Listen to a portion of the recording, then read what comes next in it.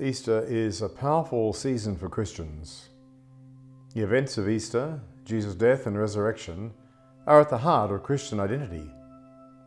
In Jesus' death, Christians reflect on the fact of our own mortality. In his resurrection, we see the promise of life eternal with God. The unexpected crisis caused by the COVID-19 pandemic has brought this truth to the forefront of awareness. Imperial Rome was harsh and relentless in its conquest and then occupation of the people and territories it claimed for the empire. Even though he was not a Roman citizen, Jesus was tried and condemned to death by the leading Roman authority in Jerusalem, Pontius Pilate.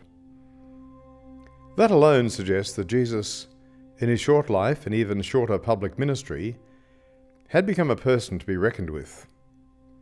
Many believed that he was the Messiah promised in the Scriptures. Others rejected that possibility as outrageous and even blasphemous.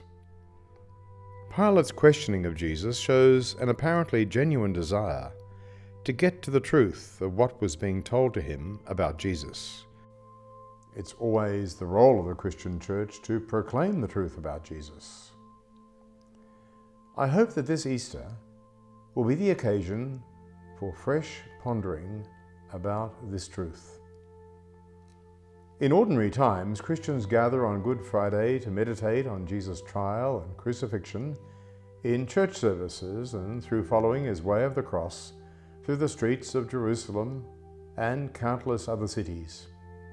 For me, walking the way of the cross through Melbourne CBD on Good Friday is a powerful focus of the spiritual importance of Jesus' death. I'm sad that this won't be possible this year. Easter Day and the discovery of the empty tomb where Jesus had been buried exceeded the expectations of Jesus' closest followers. They went to the tomb in mourning and came away amazed and energized with the news that the tomb was empty. Jesus was alive, and all doubt removed in their minds that he really was the Messiah of Israel.